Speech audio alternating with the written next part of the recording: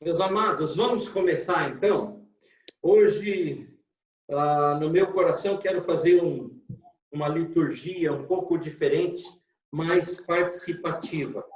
Então, em primeiro lugar, dar as boas-vindas para cada um de vocês. O desejo do nosso coração é que esse seja mais um culto que a gente tem feito, que glorifique o nome do Senhor, exalte o nome do Deus Todo-Poderoso,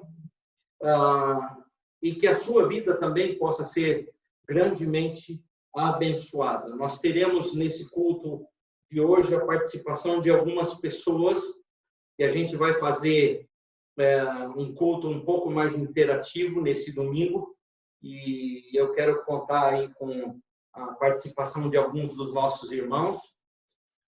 E no transcorrer do culto a gente vai percebendo isso. Então, gostaria agora de passar a oportunidade para o Eliel. Ele vai começar fazendo uma leitura inicial, chamando-nos e chamando a Igreja do Senhor ao culto, à adoração. Logo depois nós teremos um cântico com o Jefferson e família, e depois o Eliel mesmo, depois desse cântico, o Eliel vai fazer essa oração de invocação.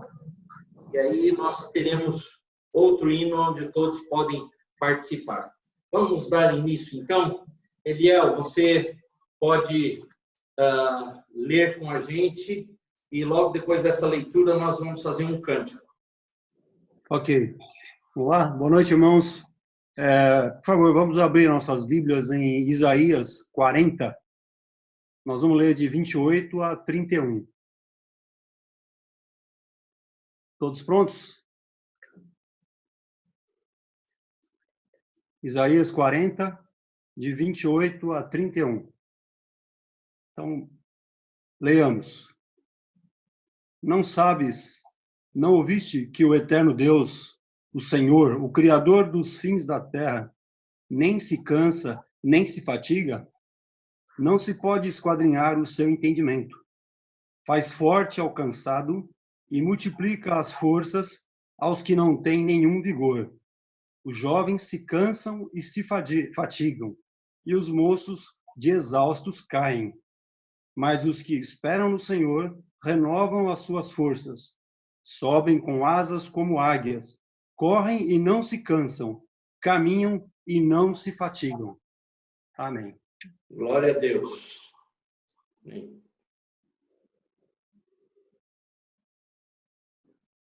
Jefferson. Vamos louvar o Senhor. Quão grande é o meu Deus. Nosso Deus é grande.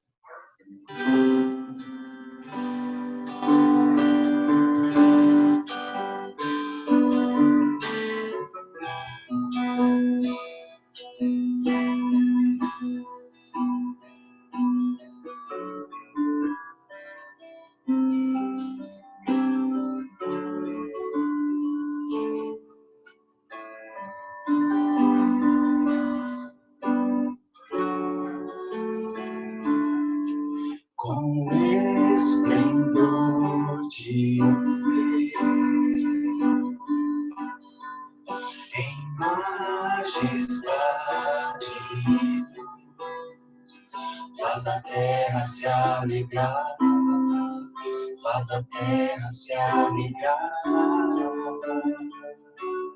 Ele é a glória e as trevas vão fugir. Temer com sua voz, temer com sua voz. Quão grande é meu Deus, cantarei de meu Deus, e todos hão de ver. Quão grande é meu Deus.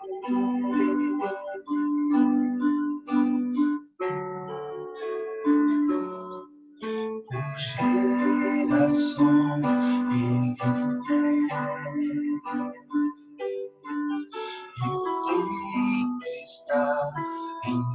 tuas mãos, o começo e o fim, o começo e o fim, que se formam em Filho, Espírito e Pai, o Cordeiro e Leão, o Cordeiro e Leão, quão grande meu Deus, cantarei meu Deus, e todos hão de ver. Quão grande meu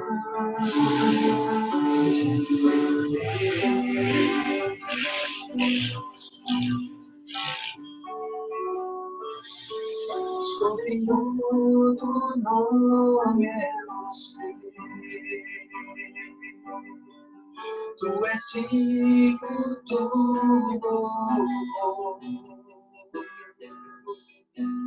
e eu cantarei quão grande é o meu Deus, quão grande é o meu Deus, cantarei meu Deus, e todos hão de ver quão grande é meu Deus.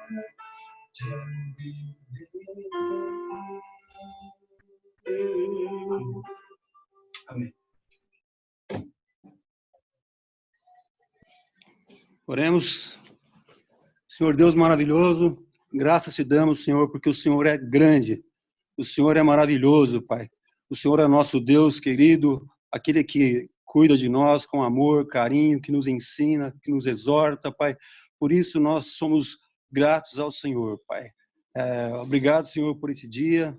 Obrigado, Pai, por essa oportunidade, que mesmo em meio a essa crise, a essa pandemia, Pai, nós temos o privilégio de poder estar reunidos aqui, através desse instrumento, para louvar e adorar o teu santo nome, porque só o Senhor é digno, Pai, de toda a honra e de toda a glória. Obrigado, Senhor, pela vida de cada um. Obrigado, Pai, pela vida do nosso pastor. Senhor, tira do nosso coração, da nossa mente, tudo aquilo que possa atrapalhar a nossa comunhão, que possa tirar a nossa atenção da tua palavra, Senhor. Abençoa o nosso pastor, Pai, e fala conosco, Senhor, através dele, Pai. Em nome de Jesus, Pai, é que nós oramos e agradecemos, Senhor. Amém. Amém. Convido você para abrir a Bíblia. Abra sua Bíblia na Epístola de Tiago, capítulo 4.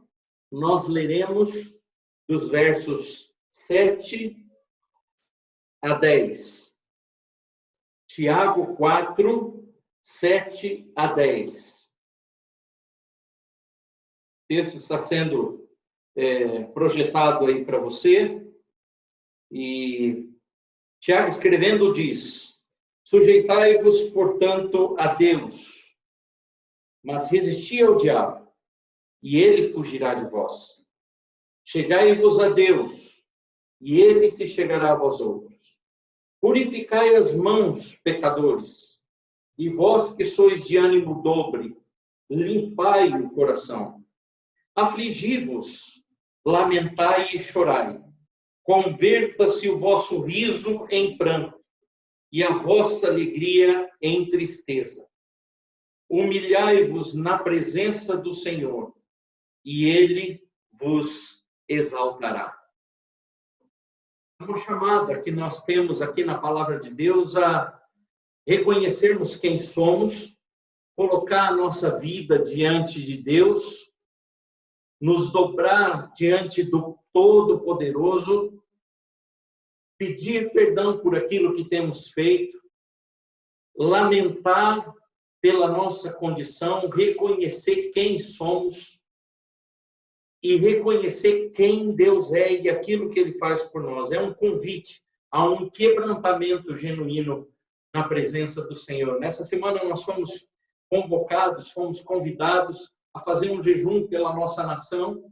Eu não sei quem teve essa oportunidade no dia de hoje de tirar um tempo para orar, jejuar, clamar pela nossa nação, mas nós precisamos fazer isso, nós precisamos nos colocar numa posição de humilhação diante de Deus, reconhecendo que Ele é Senhor e que Ele pode transformar essa situação na nossa nação, na nossa vida, na nossa família, no nosso governo, em todas as instâncias, em todas as áreas da nossa existência. Deus tem poder para mudar toda essa situação. E é isso que eu quero convidar você a fazer agora, por breve instantes, fechar os seus olhos,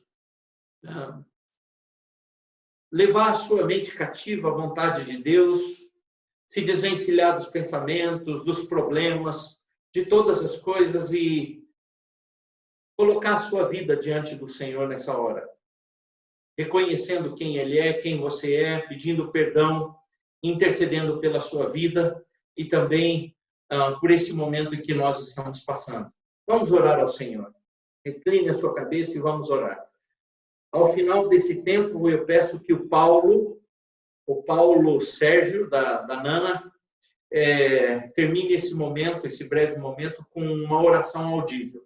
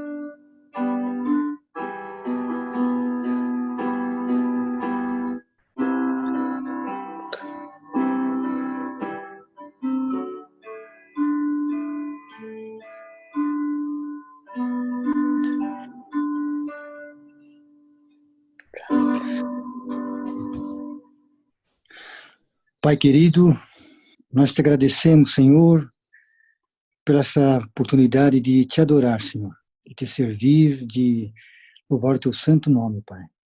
Perdoa as nossas condições, tu sabes, Senhor, das nossas limitações físicas nesse momento.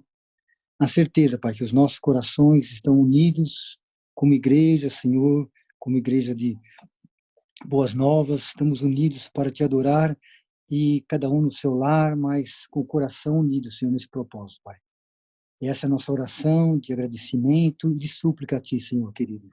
Em dias tão difíceis, Pai, a nossa única esperança, Pai, é somente a Tua mão poderosa nos guardando cada dia, nos protegendo, nos livrando dos perigos, nos dando orientação. E nessa certeza, Pai, nós temos vencido cada dia e só temos a Te agradecer, Pai. Nós sabemos que o Senhor tem um propósito, Senhor querido, para toda essa situação, sabemos que o Senhor tem o controle de tudo isso, Pai querido, e nessa certeza que o Senhor possa estar tranquilizando os nossos corações, da nossa igreja, Senhor, da Igreja Nacional, do Teu povo que se reúne em várias faces dessa terra, Senhor, hoje uma situação de aflitos, muitos com o coração partidos, mas que a Tua mão poderosa, Pai, possa estar afegando a cada vida, cada coração, a cada leito, Senhor, e que nós, como igreja, Pai, sabemos que o Senhor tem um propósito e que quer mostrar uma lição para nós, e nessa certeza nós sabemos já, eu te agradecer, porque a gente, até há tempos atrás, conhecia, mas agora a gente conhece um pouco mais, Pai, e a gente admira, porque o Senhor é maravilhoso, é poderoso, e pode realmente fazer coisas que a gente, às vezes, o mundo não esperava, Pai. Que o Senhor possa nos abençoar e que a gente possa, como igreja, Pai, ser forte, ficar atento, Senhor, às tuas ordens, ficar atento à necessidade do clamor, do Senhor, dos vizinhos, do próximo, e que possamos, Pai, nesse momento, realmente ser uma luz, ser um pouco de sal, levar um conforto da tua palavra, levar um pouco, Senhor, daquilo que o Senhor tem dado tanto para nós, Pai. Possamos estar atentos como igreja à necessidade do mundo nesse momento, Pai. Nós já te agradecemos, confiados, Pai, alegres, porque sabemos que o Senhor tem tudo, o controle, e a vitória lá na frente já está garantida. Por isso, nós te pedimos que o Senhor nos capacite, nos dê ânimo, nos dê força. Sabemos que os dias são difíceis, somos humanos, somos falhos, somos às vezes tão fracos perante uma obra tão grande, mas na certeza que a tua mão poderosa, Pai, o teu consolo, o teu achego, Pai, o teu braço forte vai nos proteger e vai nos dar conforto nessa noite, nessa semana e depois nos outros dias. E como igreja estaremos atentos às tuas ordens somente, Pai. Nessa certeza, nos ajude, que o teu Santo Espírito possa estar na vida, na casa de cada um dos irmãos, confortando, animando, Senhor. E nessa alegria nós só podemos te agradecer. Obrigado, meu Deus, obrigado por esse privilégio de poder te adorar e te agradecer por esse momento. Em nome sempre do maravilhoso, nome santo do Senhor Jesus, é que oramos e agradecemos. Amém. Amém. Amém. Dando continuidade a esse culto, a palavra de Deus nos diz em Lucas 6, 38. Lucas 6, 38.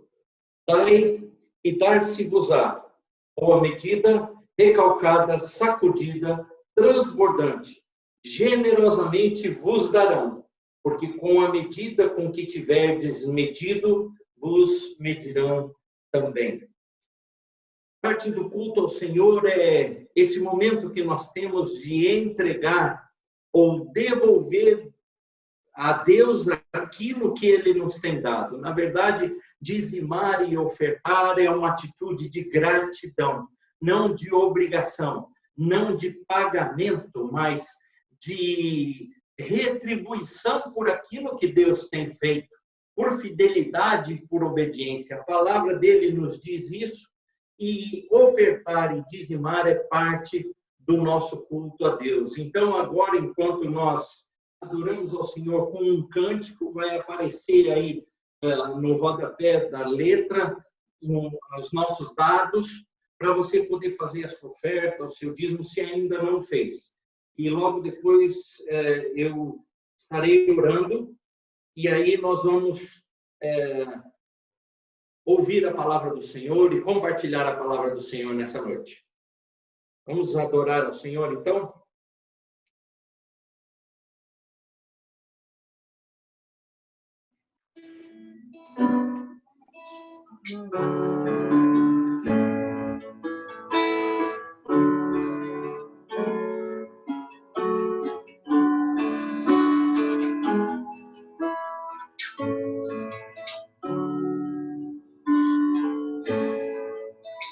Rompendo em fé. Cada vez que a minha fé é provada, tu me dás a sofrer e crescer nas montanhas e vales, desertos e mares que atravesso e levo a perto de ti. Minhas provações não são maiores que o meu Deus, e não vão me impedir de caminhar. Se diante de mim não se abrir o mar, Deus vai me fazer andar por sobre as águas, rompendo em fé. Minha vida se revestirá do teu poder, rompendo em fé. Com ousadia vou mover o sobrenatural.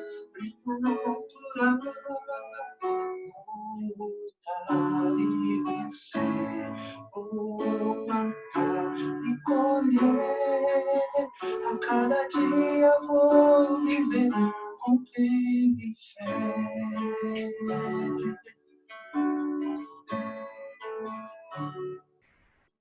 Cada vez que a minha fé é provada,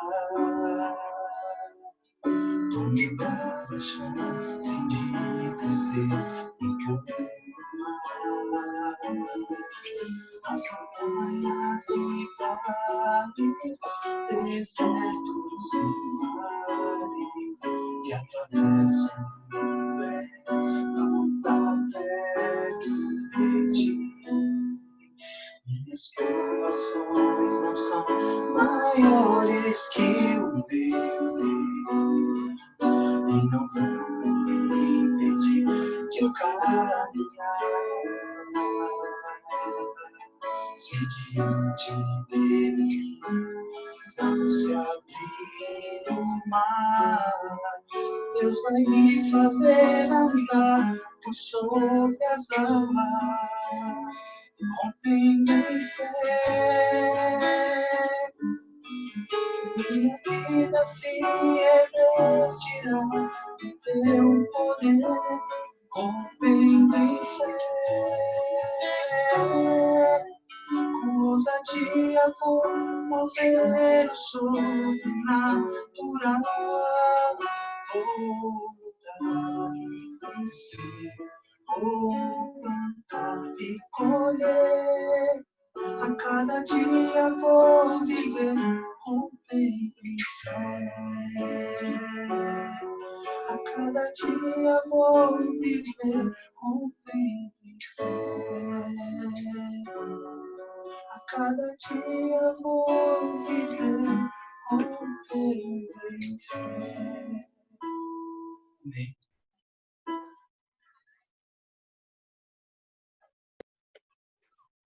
Vamos orar?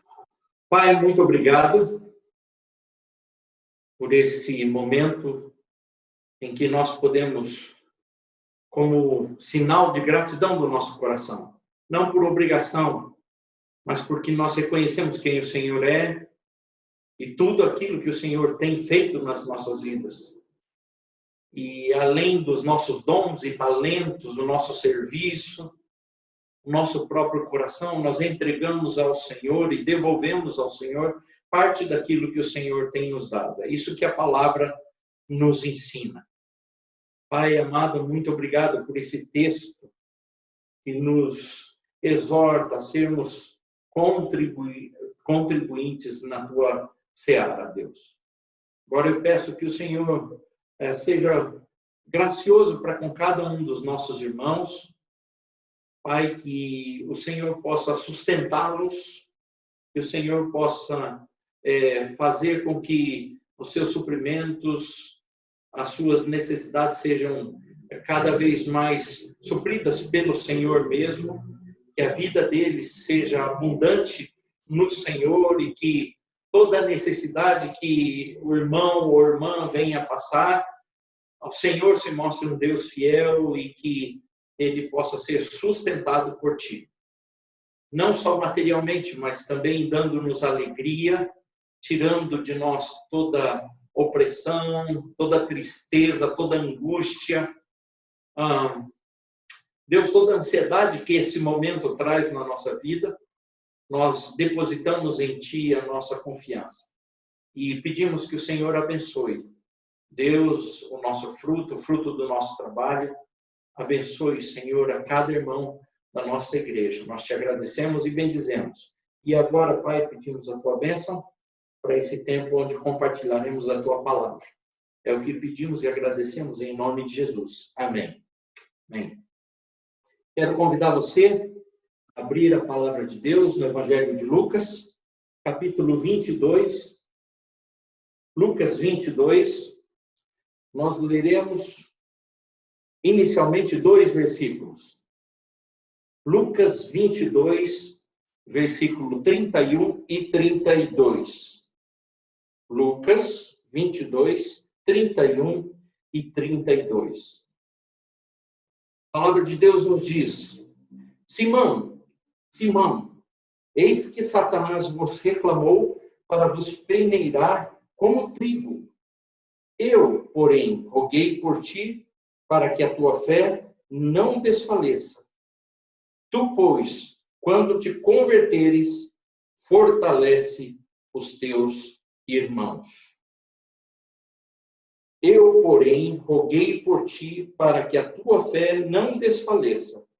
Tu, pois, quando te converteres, fortalece os teus irmãos.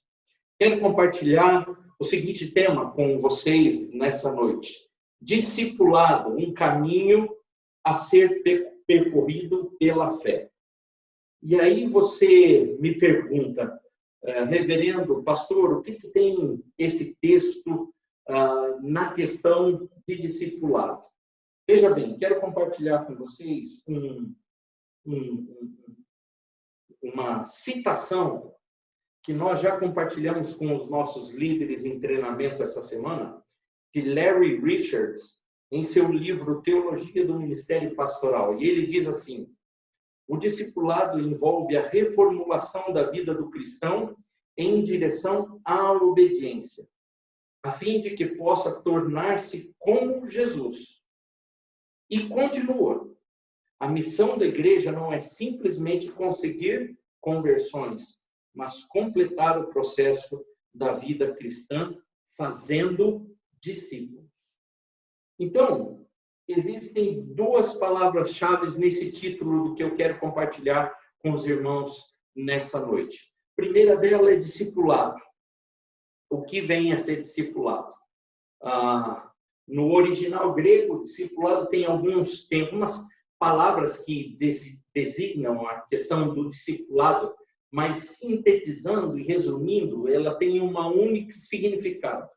Discipulado é aluno, é aprendiz, é a pessoa que está num processo de aprendizado, num processo de ser ensinado, ou ensinar, quando o discipulado é feito a partir do mestre para o seu discípulo.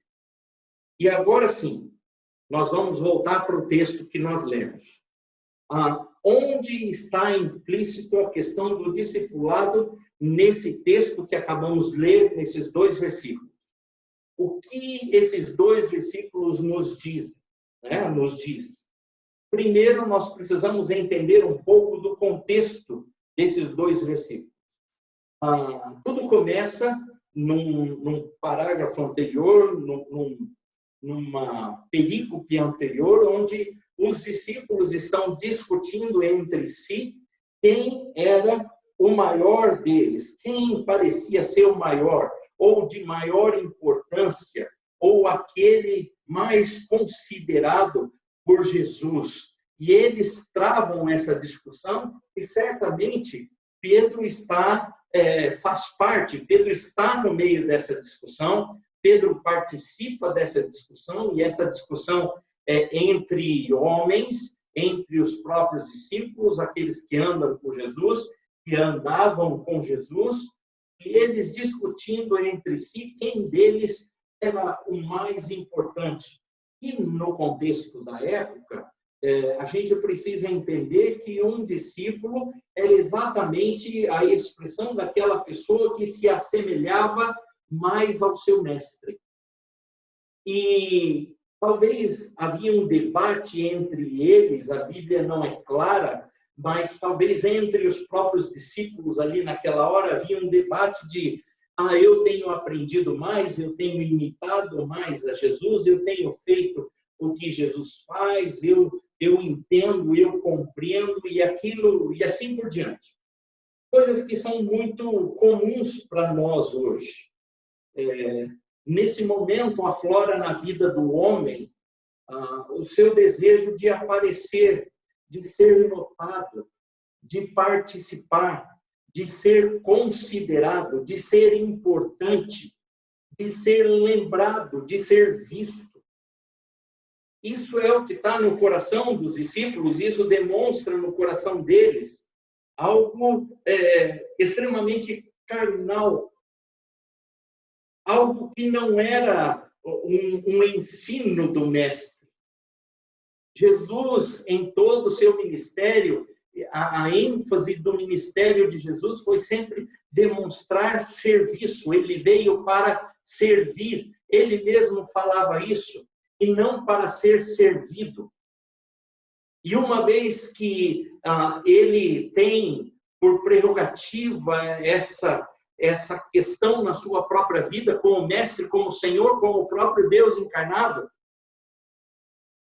o lógico para nós seria que seus discípulos entendessem essa mensagem e assimilassem isso na sua própria vida, querendo imitar o mestre, querendo então ter uma mesma ação de servir, de amar, de doar-se, de considerar o outro maior do que a si mesmo. Mas é interessante que agora, entrando no texto que nós acabamos de ler, versículo 31, Simão, que é Simão Pedro, aquele que é o discípulo de Jesus e talvez uma das pessoas mais, eu não sei, não é nem sanguíneo, pelo comportamento de Pedro, muitas vezes a gente imagina que ele era quase que hemorrágico, porque a ação e a reação dele às questões era muito abrupta.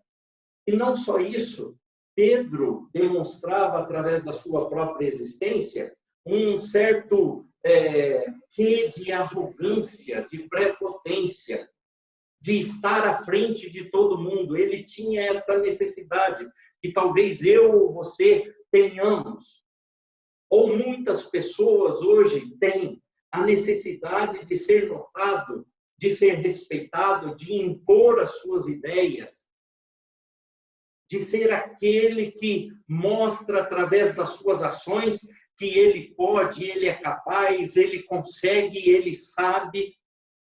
Eu não sei se você conhece alguma pessoa assim, mas certamente, de repente, na sua mente agora, você está lembrando de alguém, ou você mesmo faz lembrar essa pessoa que é Pedro. Simão Pedro, nessa hora, está passando por um momento junto ao mestre em que ele é extremamente confrontado como discípulo, como seguidor de Jesus. Veja bem, volte aí comigo no versículo 31.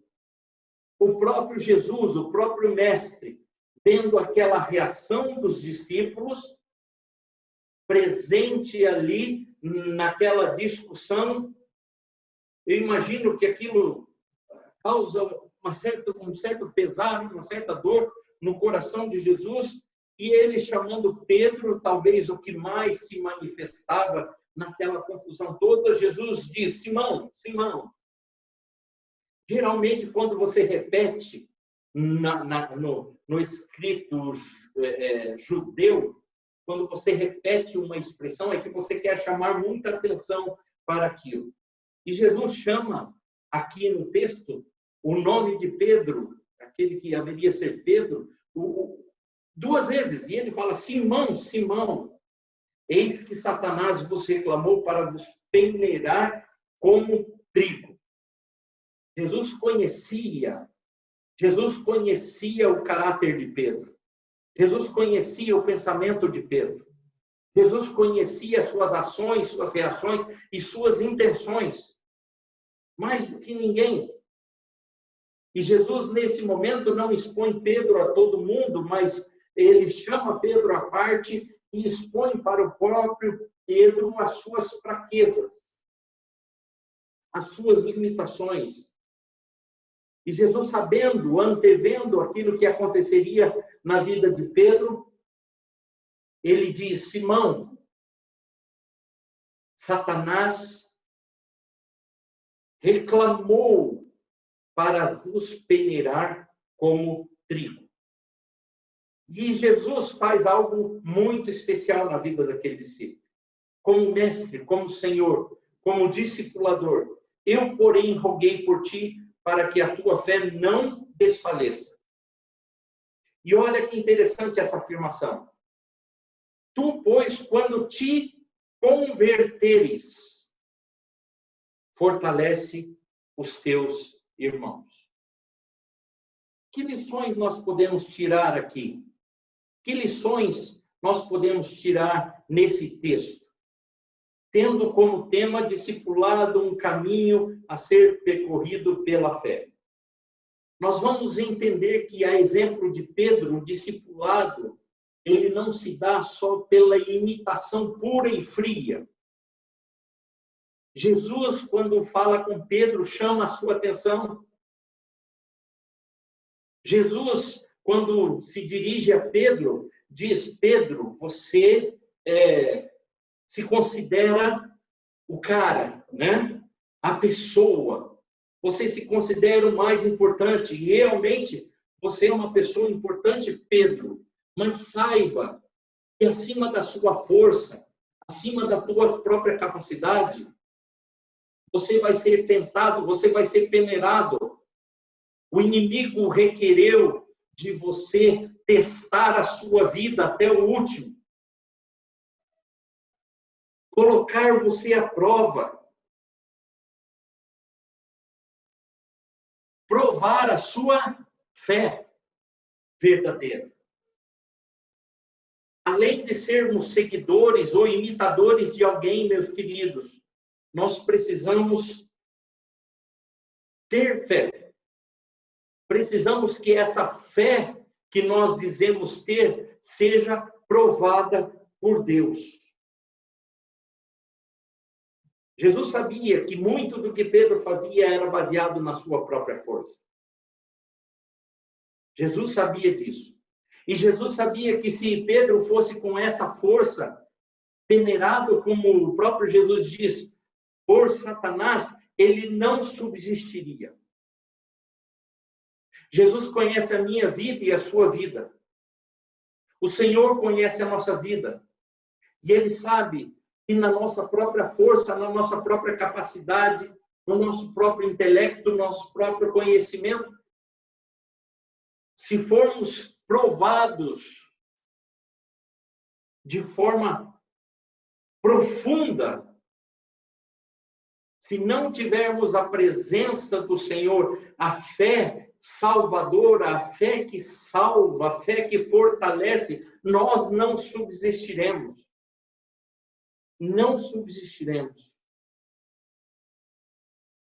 Era necessário, meu querido e minha querida, que as concepções de Pedro fossem confrontadas e que seu orgulho e autossuficiência fossem quebrados para que a soberania e a vontade de Deus em sua vida fossem manifestas. Tiago 1, 2 a 4, Tiago escreve: tendes por motivo de toda alegria ao passardes por várias provações, sabendo que a provação da vossa fé, uma vez confirmada, produz perseverança. E essa perseverança deve ter ação completa, para que sejais perfeitos e íntegros, em nada deficientes. Essa é uma condição essencial para que nós vivamos verdadeiramente um discipulado. Nós precisamos ser provados. Nossa fé precisa ser colocada em prova. Momentos como esse em que nós vivemos vão certamente provar aquilo que nós cremos e aquilo que nós falamos com os nossos lábios. Cremos em Jesus, estamos prontos a seguir o Mestre, custe o que custar, pagar o preço de sermos chamados filhos de Deus, eleitos do Senhor. Nós estamos passando por um tempo onde um vírus está mexendo com todas as nossas estruturas espirituais, estruturas físicas, estruturas emocionais, estruturas financeiras. Imagina que tipo de fé você precisa desenvolver nesse momento. O que vem aí pela frente? Quais são as provações que nós teremos? Em que você baseia a sua fé? Tiago, nesse texto que acabamos de ler, esses 3 versículos, aliás, 2, 3 e 4, ele diz que a nossa alegria deve estar no Senhor. A provação da vossa fé, uma vez confirmada em quem? Em Jesus, ela produz perseverança. E essa perseverança há de ter ação completa, para que eu e você sejamos aperfeiçoados, mantenhamos a nossa integridade e não sejamos deficientes, murmuradores, reclamadores, mas tenhamos uma atitude de levantar a nossa cabeça, não confiando na nossa própria força, mas tendo e sustentado e sendo sustentados pela fé que temos em Jesus Cristo. João Calvino escreve: nossa fé é provada real e verdadeiramente apenas quando estamos em conflitos muito difíceis, quando o próprio inferno parece estar aberto para nos engolir. Para muita gente, esse é exatamente o momento aparente que nós estamos passando. Mas e para você? Qual tem sido a sua expectativa? Em segundo lugar, para que haja discipulado, e esse discipulado seja realmente um caminho percorrido pela fé, precisamos de uma conversão genuína à vontade de Deus para as nossas vidas. Não para a nossa própria vontade, mas abrindo mão dos nossos desejos em prol daquilo que é a vontade de Deus para nós. Pedro, é interessante que no versículo 33 desse mesmo texto, Pedro diz assim: ele, porém, respondeu ao Senhor, logo depois que Jesus falou isso, que ele estava sendo requerido e peneirado, e se não fosse os rogos de Jesus por ele, ele não seria, não continuaria, não prevaleceria. E Pedro, ouvindo aquilo, parece que não entende, e ele diz assim, ele, porém, respondeu: Senhor, estou pronto a ir contigo, tanto para a prisão, como para a morte. Pedro diz isso, e logo depois, a palavra nos diz que Pedro, logo depois disso, Pedro nega a Jesus, quantas vezes? 3 vezes. O homem que se achava, o homem que baseava a sua vida nas suas próprias forças, o homem que se achava conhecedor, e ele, naquele momento onde Jesus fala no versículo 31 e 32, Pedro, você vai ser peneirado pelo diabo, você vai ser provado ferozmente. Pedro não entende aquilo. Minha mãe dizia uma frase, ela diz: entra por um ouvido e sai pelo outro. As coisas não fazem diferença na nossa vida. Muito daquilo que ouvimos, muitas vezes não fazem diferença, não nos mudam, não nos forjam, não nos fortalecem, não trabalham o nosso caráter, como de fato aquele momento não trabalhou no caráter de Pedro. E por isso Jesus diz: quando te converteres, que Jesus sabia que Pedro, logo depois, ele iria falar: olha, eu vou contigo, entendi tudo que o Senhor disse. Muito jovem. É isso mesmo, eu estou contigo e vou morrer pelo Senhor. E Jesus sabia que não. Que aquilo eram só palavras vazia. A nossa conversão deve ser genuína. Deve ser genuína. Pedro só se torna um exemplo fiel de Jesus quando se humilha, se arrepende e se rende à soberania de Deus em sua vida. Isso está lá em João 21, 15 a 17, quando ele é confrontado por Jesus. Quando Jesus pergunta: Pedro, tu me amas? Senhor, eu te amo. Pedro, você me ama? Senhor, eu te amo. Pedro, você me ama? Senhor, tu sabes que eu te amo. E Pedro toma consciência, cai a sua ficha, de que ele não era aquele homem tão forte, tão preparado, tão resistente. Ele entende que só a misericórdia de Deus pode transformar e pode sustentar a sua vida. Esse tipo de conversão nós precisamos ter para vivermos um discipulado verdadeiro. Não podemos nos converter às nossas vontades, mas à vontade soberana de Deus. E em terceiro lugar, para que haja discipulado, para que esse discipulado seja uma vida constante daqueles que amam ao Senhor, daqueles que são eleitos pelo Senhor, é necessário dar a vida, é necessário de fortalecimento, é necessário compromisso com os irmãos. Acompanhe comigo o versículo 32. Tu, pois, quando te converteres, parte final, fortalece aos teus irmãos. A vida cristã, a vida de discipulado, não é para ser vivida de forma individual. Não é só Deus para mim, venha o teu reino, seja feita a minha vontade. Mas a vida cristã, a vida de discipulado, ela tem que refletir a mudança, o caráter de Jesus, a obra de Jesus Cristo na nossa vida, através do teu Santo Espírito, tem que refletir também na vida de outros irmãos. Não há discipulado sem compromisso com o outro. Não há discipulado sem compromisso com o outro.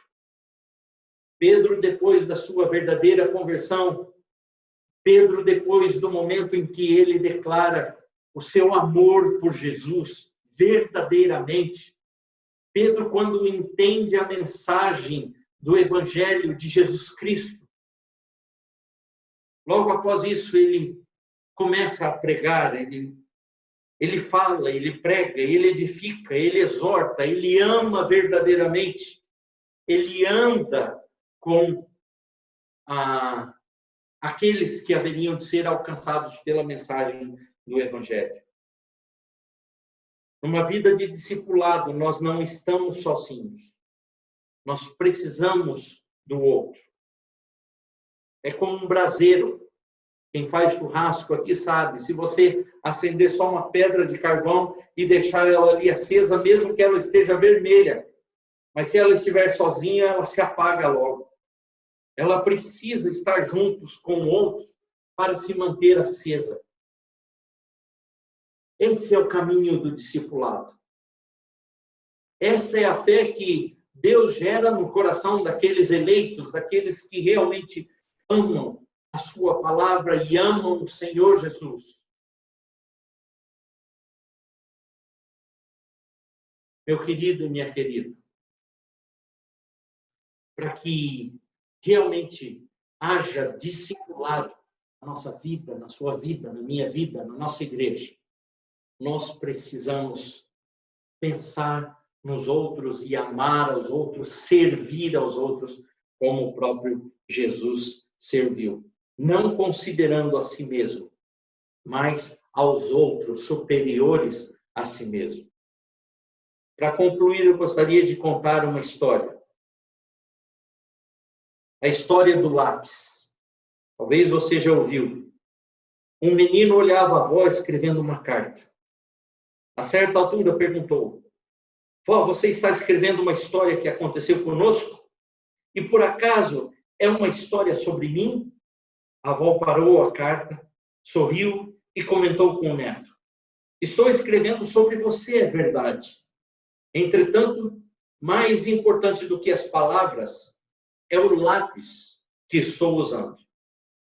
Gostaria que você fosse como ele quando crescesse. O menino olhou para o lápis, intrigado, e não viu nada de especial. Mas ele é igual a todos os lápis que vi em minha vida, vó. E a avó respondeu: tudo depende do modo como você olha as coisas. Há 5 qualidades nele que, se você conseguir mantê-las, será sempre uma pessoa em paz com o mundo. Primeira, você pode fazer grandes coisas, mas não deve esquecer nunca que existe uma mão que guia os seus passos. Esta mão nós chamamos de Deus. E ele deve sempre conduzi-lo em direção à sua vontade. Segunda, de vez em quando eu preciso parar o que estou escrevendo e usar o apontador. Isso faz com que o lápis sofra um pouco, mas no final ele está mais afiado.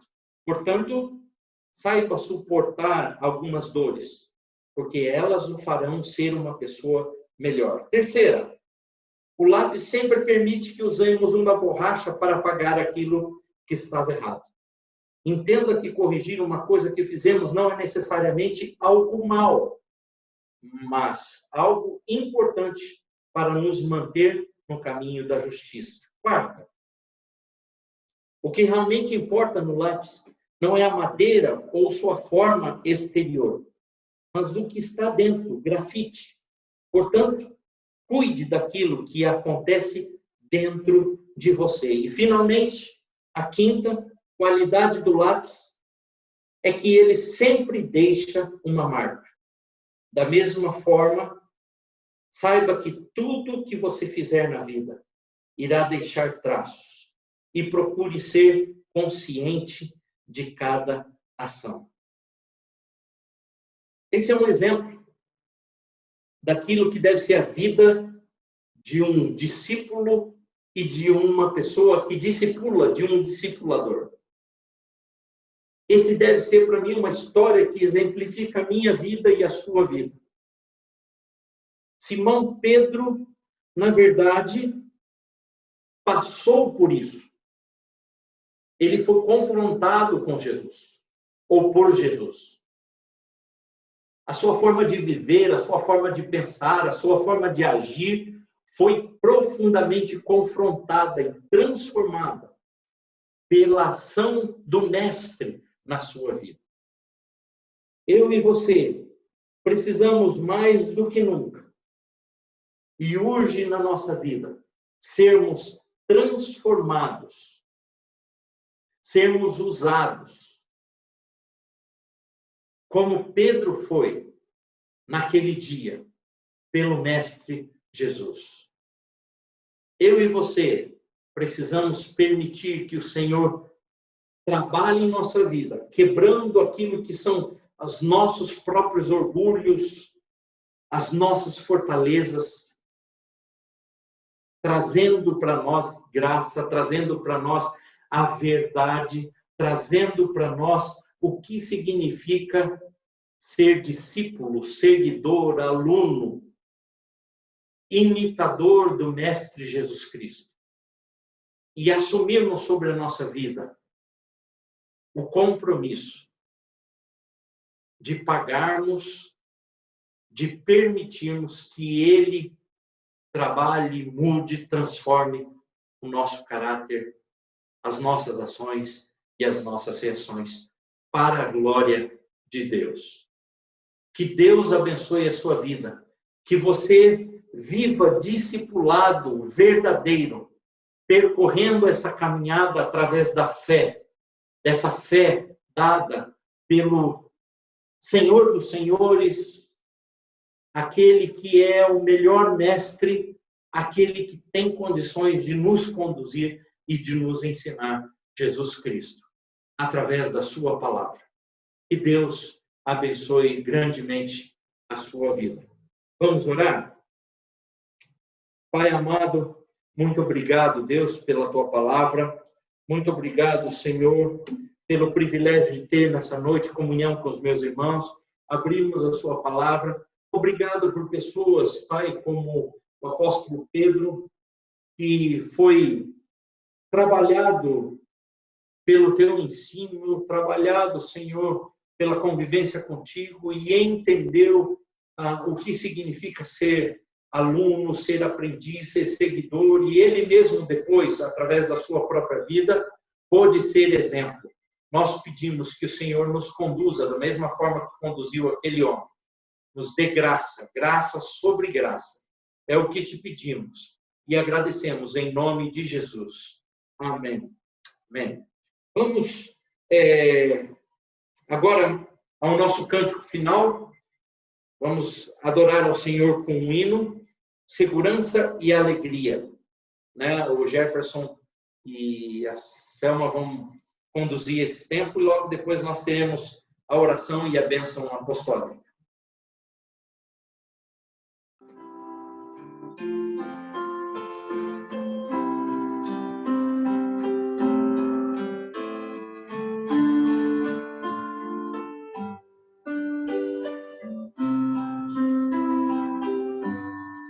Que segurança tenho em Jesus, pois nele pouso paz, vida e luz. Com Cristo herdeiro, Deus me aceitou, mediante o Filho que me salvou. Conto esta história cantando assim: Cristo na cruz foi morto por mim. Conto esta história cantando assim: Cristo na cruz foi morto por mim. Inteiramente me submeti, plena alegria nele senti, anjos descendo, trazendo os céus, novas da graça que vem de Deus. Conto esta história cantando assim: Cristo na cruz foi morto por mim. Conto esta história cantando assim: Cristo na cruz foi morto por mim. Firmado em Cristo, no seu amor, estou contente em Deus Salvador, esperançoso e de viver por Jesus Cristo, o Senhor. Conto esta história cantando assim: Cristo na cruz foi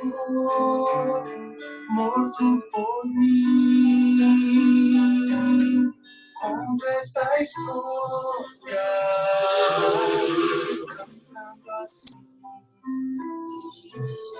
Cristo na cruz, morto por mim.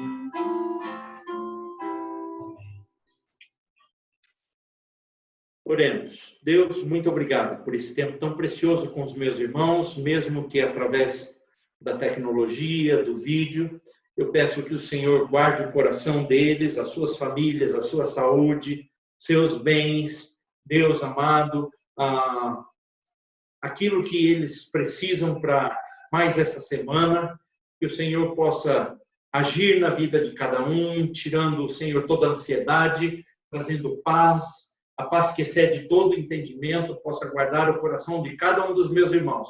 Nesse dia, Senhor, nessa semana, para a honra e glória do Teu nome. Eu quero pedir agora, Deus, no encerramento desse culto, graça do Senhor e aquilo que toda essa nação evangélica pediu nesse dia, para que o Senhor abrevie esse tempo, Deus, desse vírus. Pai amado, eu peço, Senhor, que essa pandemia seja repreendida pelo Senhor. O Senhor tem autoridade para fazer isso. E se o Senhor der uma ordem, Deus, nós seremos livres desse mal. Nós pedimos, Pai, graça do Senhor, que o Senhor olhe para essa nação com a Tua graça, preserve, Senhor, as famílias, preserve principalmente o Teu povo que está nessa nação, guardando, livrando de todo perigo e todo mal. Nós colocamos as nossas autoridades diante do Senhor. Deus amado, que todo intento satânico, Pai, caia por terra, toda intenção de mal, de destruição, de dominação, Pai amado, caia por terra em nome de Jesus, que o povo tenha seus olhos abertos para a realidade daquilo que está acontecendo, Deus, no obscuro. Pai, livra-nos, Senhor, de sermos enredados, de sermos amarrados pela mentira. Pai amado, abra, Senhor, dá-nos discernimento do Teu Santo Espírito e que possamos ser intercessores dessa nação, do Teu povo, para a honra e glória do Teu nome. É isso que eu peço para a glória do Teu nome, Senhor. Amém. Que a graça do nosso Senhor Jesus Cristo, o amor de Deus o Pai, as consolações, a comunhão, a presença do Espírito Santo seja derramado sobre toda a Igreja de Cristo, sobre cada lar aqui representado nessa noite, desde agora e para sempre. Amém. Amém. Glória a Deus pela sua vida. Muito obrigado por fazer parte de mais um culto das Boas Novas. Nós vamos subir isso e vamos colocar lá no YouTube. Eu quero agradecer, e é um motivo de gratidão nós também temos conseguido as 1000 inscrições lá no YouTube. Então, muito provavelmente logo a gente vai começar a desenvolver cultos abertos lá, né, ao vivo. Se bem que essa ferramenta aqui que a gente está usando hoje permite a participação, a interação com os irmãos. Então, a gente ainda está vendo o que fica melhor para nós. Mas eu quero agradecer ao Senhor em primeiro lugar e cada um irmão pelo esforço aí em contribuir para a gente alcançar essa meta lá no YouTube, viu? Muito obrigado. Alguns avisos importantes. Em primeiro lugar, próximo domingo, ou essa semana que estamos iniciando, a semana conhecida como Semana da Páscoa, mas nós não celebramos a Páscoa, nós celebramos a ressurreição de Cristo. Então, eu recentemente mandei uma sequência de estudos aí, sugeridos pelo Mundo Cristão. Você pode usar ou não, ou outra sucessão ou lista de estudos que falem sobre esse momento em que nós cristãos estamos vivendo e celebrando. Mas eu gostaria que diariamente você tirasse um tempo para orar sobre isso, para celebrar com a sua família sobre isso, sobre esse momento especial. E no domingo que vem, à noite, nós teremos um culto um pouco mais participativo, voltado para essa questão de um culto de celebração da ressurreição de Cristo, nós teremos um culto especial e eu gostaria muito que você pudesse participar conosco desse momento da igreja.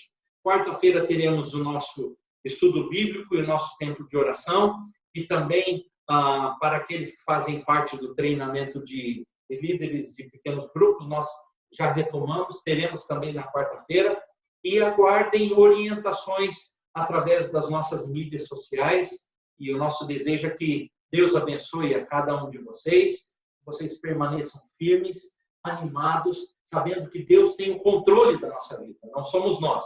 Deus tem o controle da sua vida, das suas finanças, dos seus bens, daquilo que você possui, é Ele que te deu, pertence a Ele, e Ele vai sustentar a sua vida, certamente. Nós temos orado por isso, né? Então, Deus abençoe, muito obrigado, fique com Deus e na graça e na paz do Senhor Jesus. Amém? Vamos celebrar esse dia. Então, fica aí aberto agora os canais para você